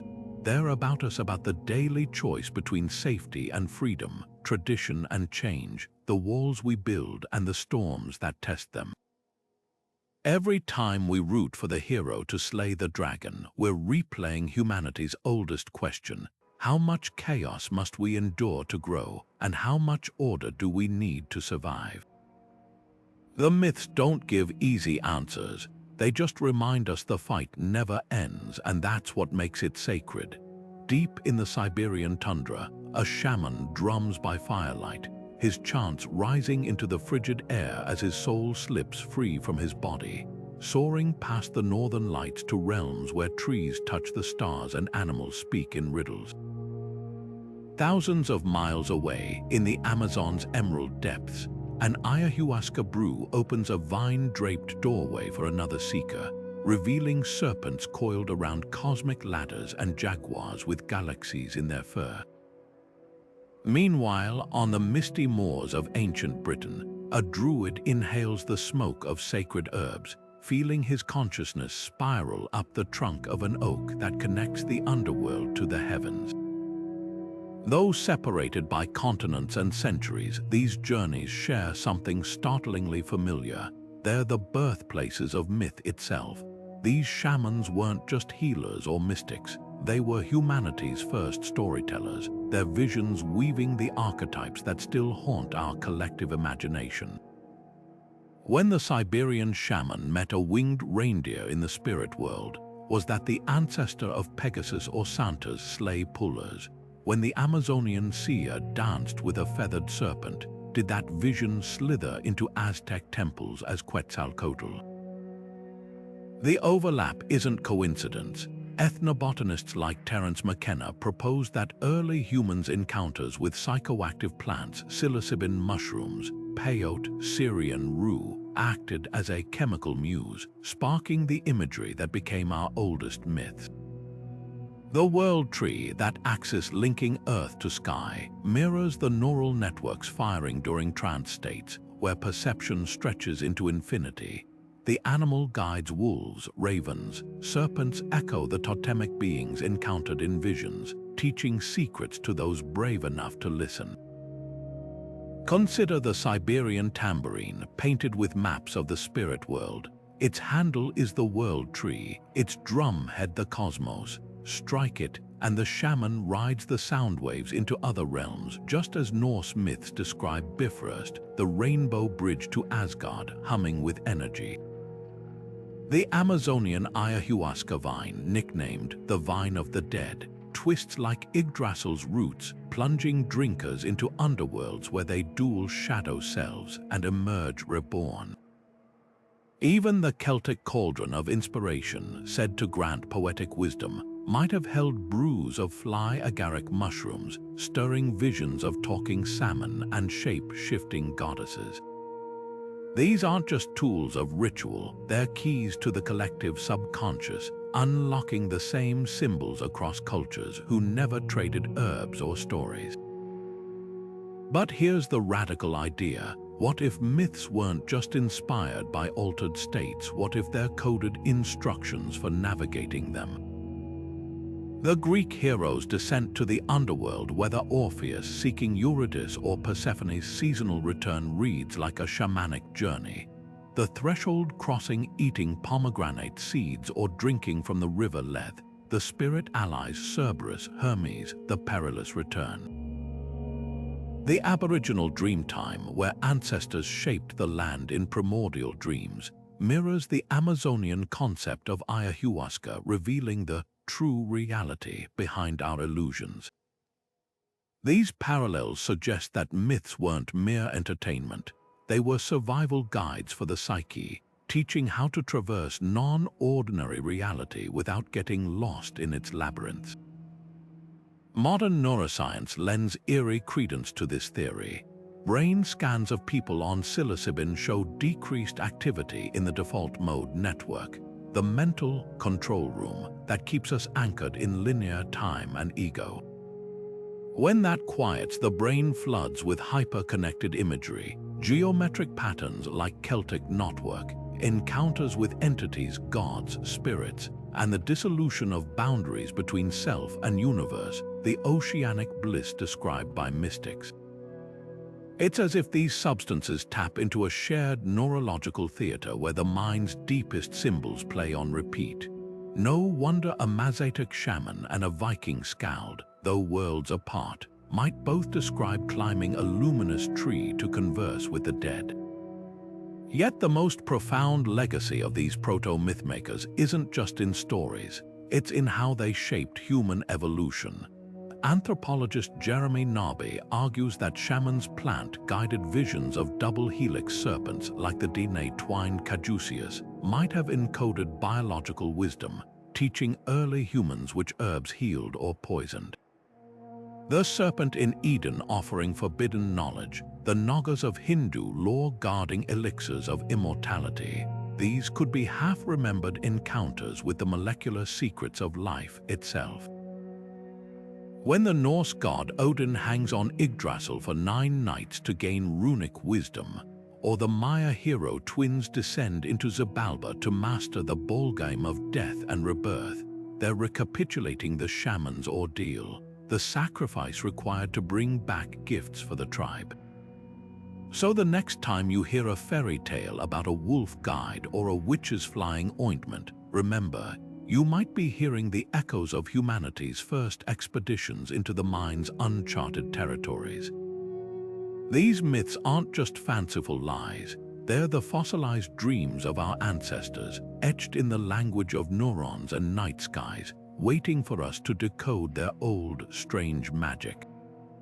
A spiral carved into a Neolithic stone in Ireland twists in the exact same pattern as a tattoo on a Maori warrior's face, while across the Aegean, Minoan priests trace identical coils on temple walls. Separated by oceans and millennia, these cultures couldn't have copied each other, so why did they all whisper to the universe in the same visual language? Symbols like spirals, labyrinths, and concentric circles aren't just decorations. They're humanity's oldest Rosetta Stone, a proto-language etched into bone, stone, and clay long before the first alphabet emerged. Take the spiral, that hypnotic curl found from Celtic Triskelions to Aboriginal rock art. In Newgrange, Ireland's 5,000-year-old tomb, spirals line the entrance, positioned to catch the winter solstice sunrise, as if the turning sun and the carved stone were locked in silent conversation. The Maori koru, an unfurling fern spiral, represents rebirth and perpetual motion, echoing the Hindu concept of samsara's endless cycle. Even the Minoan horns of consecration, often decorated with spirals, seem to pulse with the same energy as the double helix of DNA. These aren't random similarities, they're evidence of a shared neurological vocabulary. Studies show humans instinctively associate spirals with growth, transformation, and the passage of time, likely because we're hardwired to recognize these patterns in nature, from galaxies to seashells to the whirl of a predator's approach. Then there's the labyrinth, a puzzle etched into Cretan palaces and Indian temple floors alike. The Knossos labyrinth, home to the Minotaur, isn't just a maze, it's a ritual path, a physical metaphor for the journey to the center of the self and back out again. In Tamil Nadu, the column labyrinth drawn at dawn with rice flour serves the same purpose, a meditative walk to ward off chaos and invite harmony. Native American medicine wheels, Roman mosaic labyrinths, even the Chartres Cathedral's floor design all twist and turn with the same message. The labyrinth isn't about getting lost, it's about surrendering to the path, trusting that the winding way is the only way home. But the most profound symbols are those that vanish into the everyday. Concentric circles like the ripple of a stone dropped in water appear in Paleolithic cave art, Babylonian star maps, and Tibetan mandalas. They're the eye of a storm, the layers of an onion, the nesting dolls of Russian folklore. A child drawing a sun with radiating lines in Egypt and Norway isn't copying. They're tapping into a deep-rooted understanding of centrality, of energy radiating from a source. These symbols persist because they're more than images, they're skeletal structures of thought, the bones of how humans process existence. So why do these motifs recur? Some argue it's Carl Jung's collective unconscious bubbling up. Others point to shamanic visions, where geometric patterns flood the brain during trance states. But perhaps the simplest answer is that symbols are the first science, an attempt to map the invisible forces that shape life. When a Bronze Age artisan carved a spiral, they weren't just decorating, they were encoding the turning seasons, the coil of a snake, the vortex of birth. The labyrinth wasn't art, it was an algorithm for navigating suffering. These patterns are the closest thing we have to a universal mother tongue, spoken not in words, but in the quiet shapes that even now pulse beneath our modern noise. A tortoise plods across the sun-baked earth of an African folktale, outracing a boastful hare. Half a world away, a fox in a Greek fable feigns indifference toward grapes he can't reach, declaring them sour anyway. Meanwhile, in a misty Chinese forest, a monkey king learns humility after being trapped under a mountain for his arrogance. Though these creatures wear different fur and speak in different tongues, their stories hum the same universal tune. Pride comes before a fall, patience outpaces haste, and wisdom often wears a disguise. These aren't just entertaining yarns, they're humanity's oldest moral laboratories, where virtues and vices get tested in the safe space of imagination. Fables distill ethics into their purest form by letting animals do the talking. When Aesop's ants stockpile food while the grasshopper fiddles away the summer, the lesson about preparation sticks because it's wrapped in vivid imagery, not abstract preaching. The Ashanti people of West Africa spin tales of Anansi the spider, whose greedy schemes often backfire, like the time he tried to hoard all the world's wisdom in a pot but dropped it, scattering knowledge where anyone could find it. Over in India, the Panchatantra's jackals and lions scheme against each other, teaching royal children statecraft through allegory. By removing human faces from moral failings, these stories let listeners recognize their own flaws without defensiveness. A child who resents being told to share might cheer when Brer Rabbit's greed leaves him stuck in a honey tree, absorbing the message through laughter rather than lecture. What's fascinating isn't just the consistency of themes across cultures, but how these tales adapt to local values. The Buddhist Jataka tales, recounting the Buddha's past animal incarnations, emphasize compassion like the hare who leaps into a fire to feed a starving holy man, only for the flames to cool miraculously. Contrast this with Norse fables where Odin's ravens, Hugin and Munin, prize knowledge above all, even if obtained through trickery. Yet both traditions warn against excess. The Zen parable of the farmer who overtills his field until it yields nothing mirrors the Icarus myths warning about flying too close to the sun.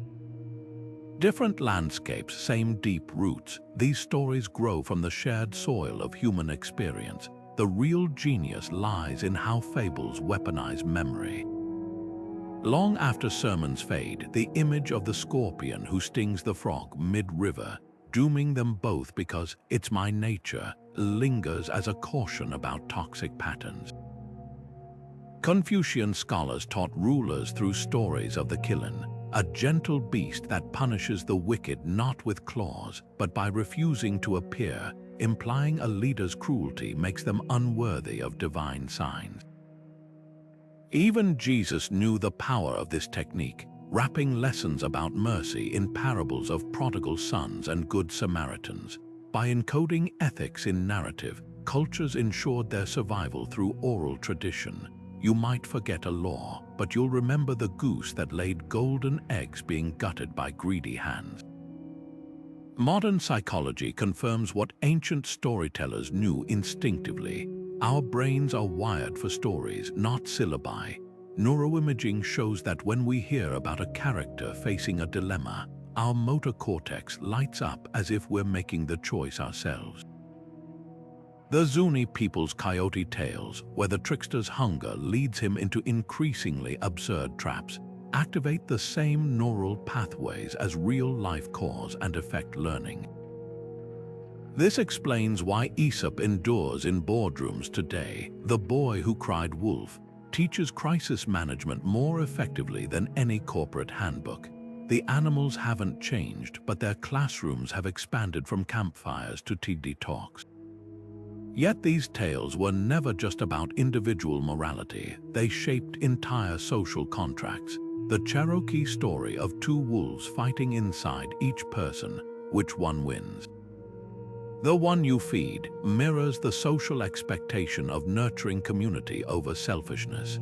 In Ethiopia, the wise hyena who resolves disputes between other animals models judicial fairness for tribal elders. Even the brutal fable of the scorpion and frog serves a societal purpose. It cautions against alliances with those whose harmful nature won't change. A lesson as relevant to ancient trade pacts as modern politics. By making ethics visceral rather than theoretical, fables built the invisible fences that held civilizations together, the ultimate testament to their power. We're still rewriting them. George Orwell's Animal Farm dresses Soviet totalitarianism in barnyard allegory. Pixar's A Bug's Life recasts Aesop's ants versus grasshoppers as a workers' revolution. From La Fontaine's French adaptations to African-American rabbit tales spun under slavery, these stories mutate like living things because morality isn't static, and neither are the cages we build to understand it. The next time you scroll past a meme about foxes and sour grapes, or watch a cartoon tortoise cross a finish line, listen closely. That's not just entertainment, it's the echo of humanity's first ethics professors, their lessons still scurrying, slithering, and soaring through our collective conscience. Every morning, without fail, the sun rises, but for ancient civilizations, this wasn't just a celestial event. It was a divine drama, a god's daily resurrection, a chariot of fire racing across the sky. In Egypt, Ra steered his solar bark through the 12 gates of the underworld each night, battling the serpent Apophis to ensure dawn's return. Greece's Helios, crowned in radiant gold, drove his 4-horse chariot so predictably that he became the original timekeeper, his path so etched into myth that when Phaethon, his reckless son, tried to take the reins, he nearly scorched the earth. And in the Vedas, the Hindu sun god Surya rides a flaming chariot pulled by 7 mares, their manes scattering light like sparks, while his daughter Yamuna weaves the rivers from his sweat. These weren't just poetic imaginings, they were attempts to explain and influence the most vital force in their lives, the sun's unyielding rhythm. The solstice, that pivotal moment when the sun seems to pause at its highest or lowest arc, became a sacred hinge for cultures worldwide.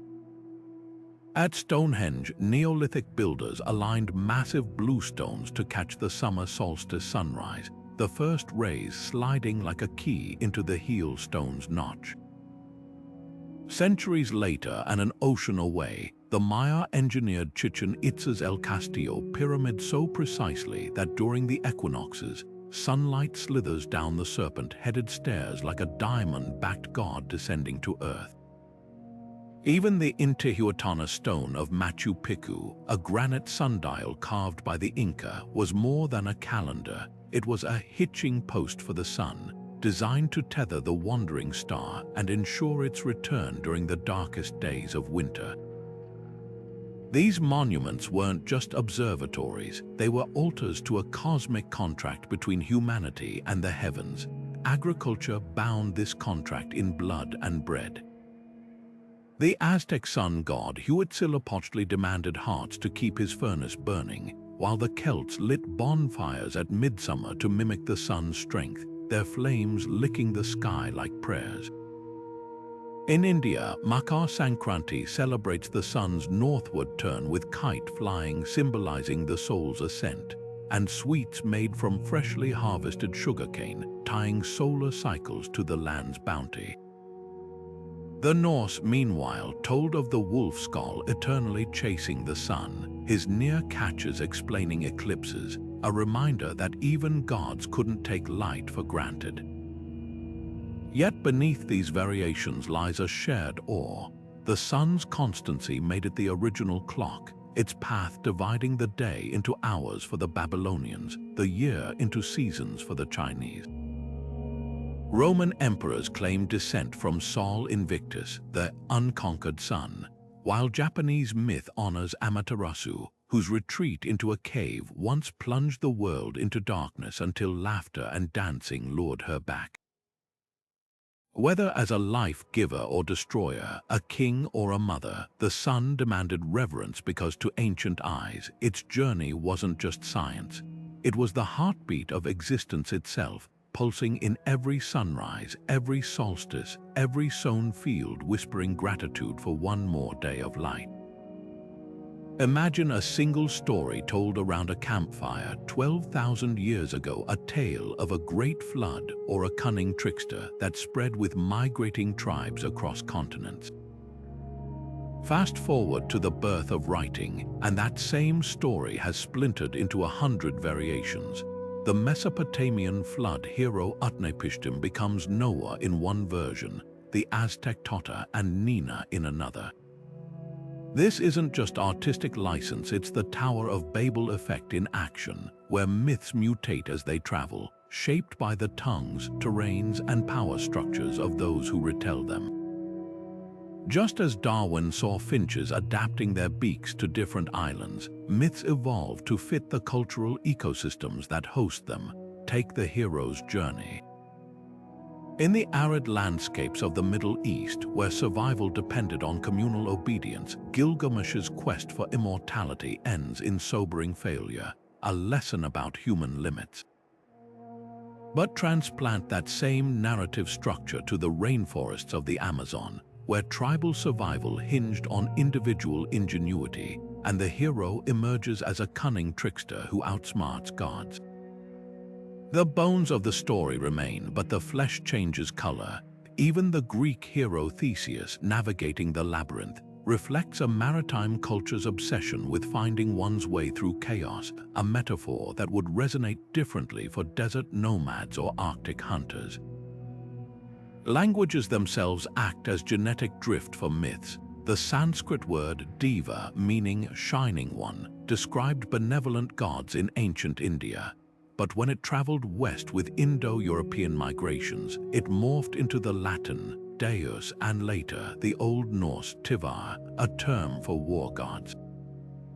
The original concept of divinity stayed recognizable, but its connotations twisted like branches growing toward different sunlight. Similarly, the Mesopotamian demoness Lamashtu, who menaced pregnant women, became Lamia in Greek myth, a child-devouring monster haunting the nightmares of a culture that feared female power. Words aren't just vessels for stories, they're prisms refracting meanings as they pass through time and geography. Political upheavals rewrite myths even faster. When the warrior god Marduk rose to prominence in Babylon, older Sumerian tales were edited to cast him as the slayer of Tiamat, the primordial chaos dragon, even though earlier versions gave that role to other deities. Centuries later, Christian scribes would perform similar surgery on Celtic and Norse myths, turning the Irish hero Cuchulainn into a cautionary tale against pagan pride and recasting Thor's hammer as a demonic tool. Rulers have always understood that controlling the past means controlling the present, and myths are the soft clay they mold to justify conquests, laws, and dynasties. Yet the most fascinating adaptations come from the land itself. Inuit legends speak of Sedna, the sea goddess whose severed fingers became seals and whales, a story born from the brutal reality that Arctic survival depended on successful hunts. Compare this to the Egyptian goddess Tefnut, who embodied moisture in a desert civilization obsessed with the Nile's annual floods. Both are deities of life giving water, but one is a tragic figure demanding respect for hunted animals, the other a cosmic force ensuring agricultural abundance. The environment doesn't just shape economies, it sculpts the very metaphors cultures use to explain their world. Even the Tower of Babel myth, ostensibly about divine punishment for human arrogance, carries layers of this evolution.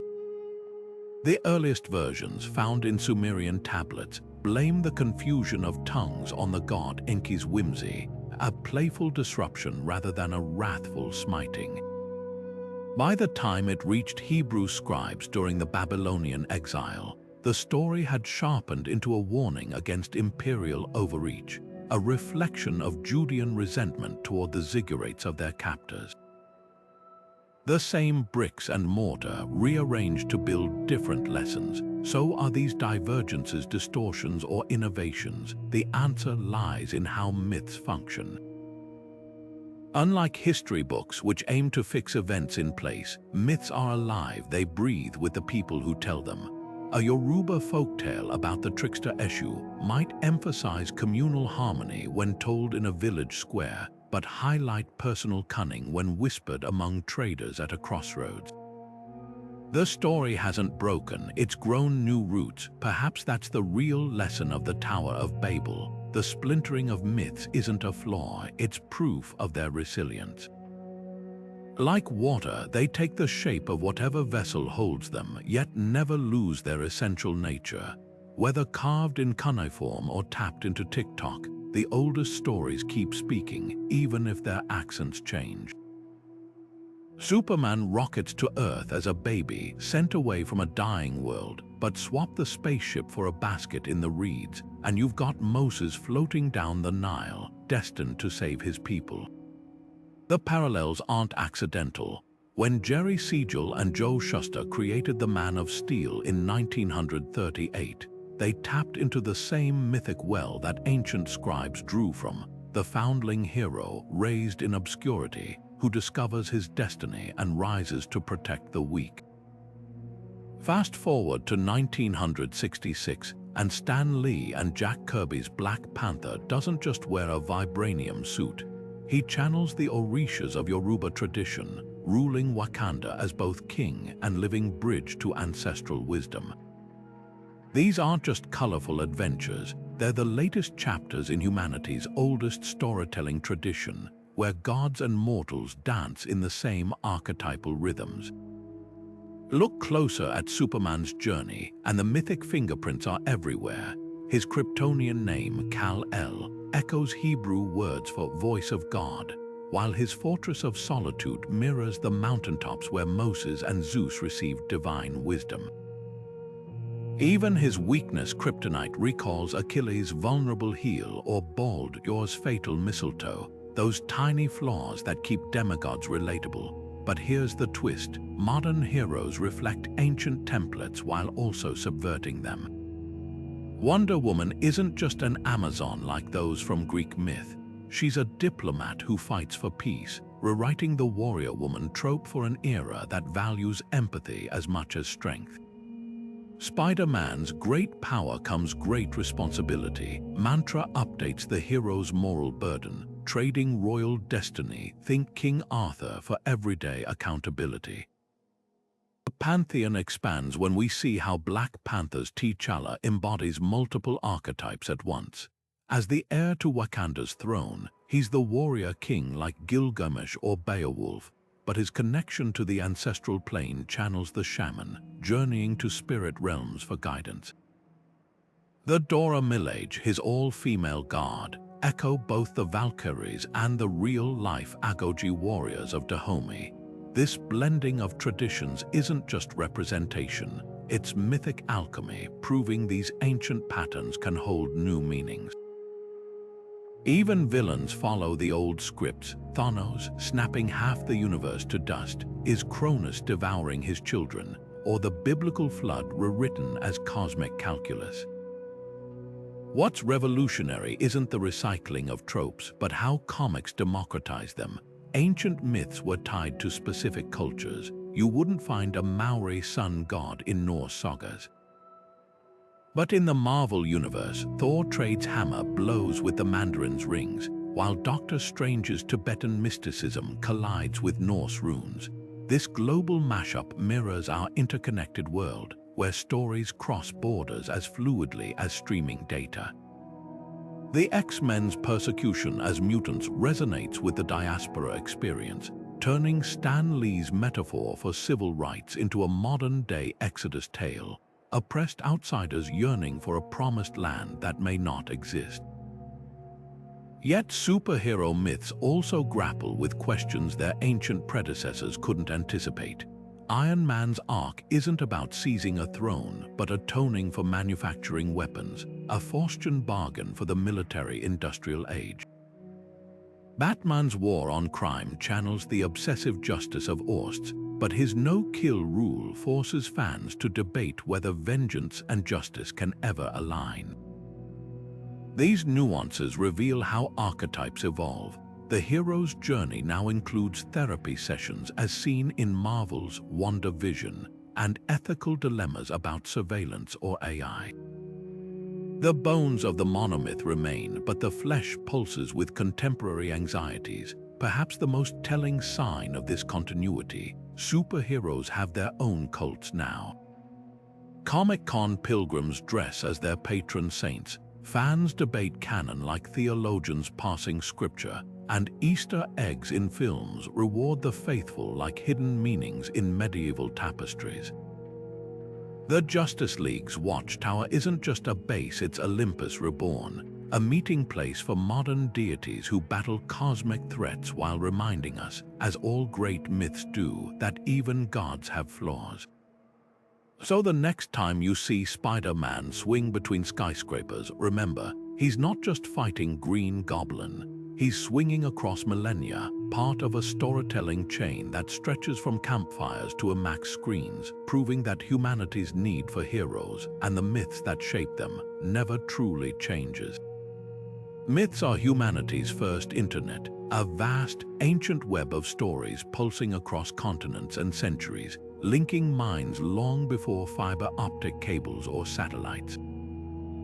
Think of the flood myths, dragon tales, and hero journeys we've explored as the original viral content, passed mouth to mouth, carved into temple walls, whispered beside campfires.